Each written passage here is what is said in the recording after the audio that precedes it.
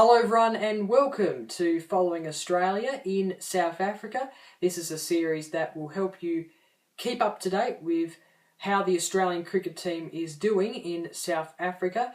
And as you may be aware, they are participating currently in a 3-game test series against South Africa, and a bit later on they will be participating in a 3-game 2020 series against South Africa as well. So this series is to help you keep up to date with all of that.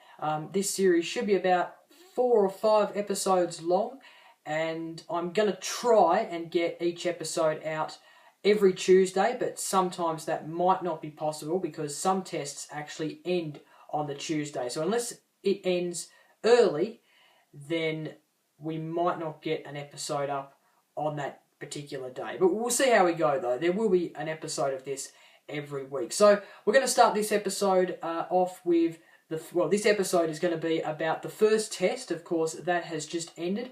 So let's get right to the results now, and I will tell you that right now. So let's get straight to it. The first test started last Wednesday, the 12th of February, and it started with South Africa winning the toss and electing to bowl, which sent Australia into bat. And in my opinion, it was a bit of a shaky start by Australia early in the batting. Of course, Chris Rogers and David Warner opened the batting lineup. Chris Rogers only getting 4 runs off 19 balls, while David Warner only got 12 runs off 16 balls. Not really like them, of course. They didn't really bat as well in the first innings. Doolan came in to make his debut though, only got 27 runs off 51 balls, so he was in for a pretty long time but just didn't get a lot of runs.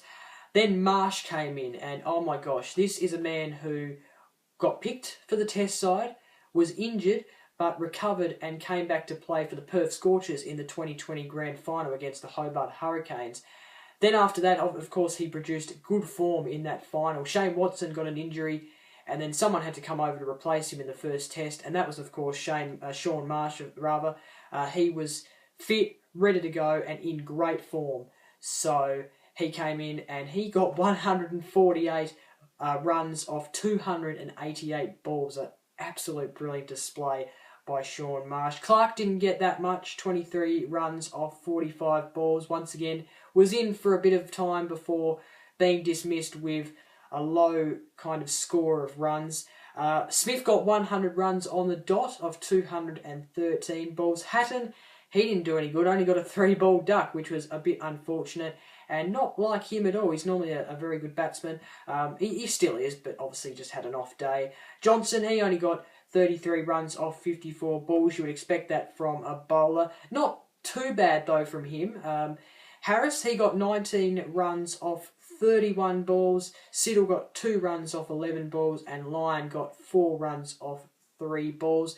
And they finished off the first innings with 397 runs, which was a pretty good total, considering that some of the batsmen in that innings didn't get too many runs. I'm talking about Warner, Rogers and Clark and Doolan. But Marsh and Smith, very good performance by both of them. South Africa's first innings arrived, and, well, the man of the summer, the man of the Ashes series, the Allan Border medalist, I'm talking about Mitchell Johnson. He took a whopping 7 wickets in South Africa's first innings, followed by Siddle, who got 1 wicket, and Lyon, who got 2 wickets. It was just unbelievable how many wickets he took, but he's been doing that all summer though, so it shouldn't really be unbelievable when you think about it. The standout batsman for South Africa in their first innings was D. Villiers. He got 91 runs off 148 balls. All the other batsmen for South Africa did poo, pretty much. They only got under 50 runs, which wasn't a very good batting display by South Africa. And in the end, they only got 206 runs in total, which wasn't even close to Australia. So Australia was well in the lead going into their second innings. Australia's second innings saw David Warner get 115 runs off 151 balls. Doolan got 89 runs, a half century, off 154 balls. He was only 11 runs short of a 100. It would have been great for his debut, wouldn't it, to get a century. Marsh got 44 runs off 84 balls, and Clark got 17 runs off 41 balls before he decided to declare, and he declared right after Marsh got out. So they finished that innings with 290 runs. They were well in the lead going in to South Africa's second innings. In the second innings, Johnson was the man again. He got 5 wickets, followed by Harris, who got 2 wickets, and Siddle got 2 wickets as well. They finished the innings on 200 runs after getting all out. And Australia won by 281 runs, and they now lead the series by 1-0, and they are in great form going into the second test. And I really do hope, as an Australian, I do hope that they wrap up the series in this second test. So that's it for Following Australia in South Africa, episode 1. I do hope you enjoyed it. I hope you got something out of it.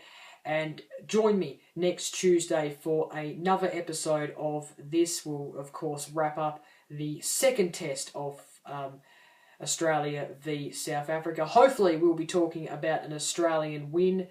It would be great, wouldn't it, to be talking about Australia wrapping up the series in the second test. Hopefully, fingers crossed, that happens.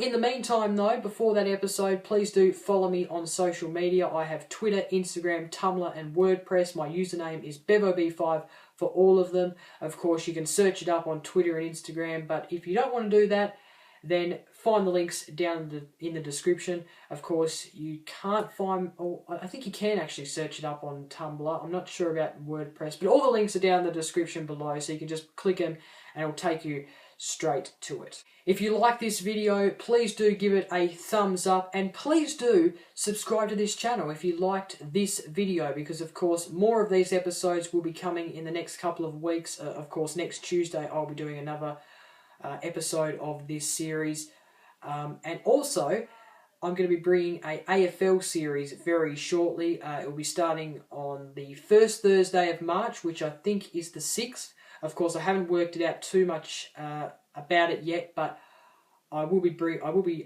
starting it very soon. So, of course, if you're an AFL lover and you want to see the show, then subscribe and you'll get it in your feed every Thursday starting the 6th of March. So thank you very much, everyone, for watching this video. I do hope you join me next Tuesday. Until then, I'll sport you later.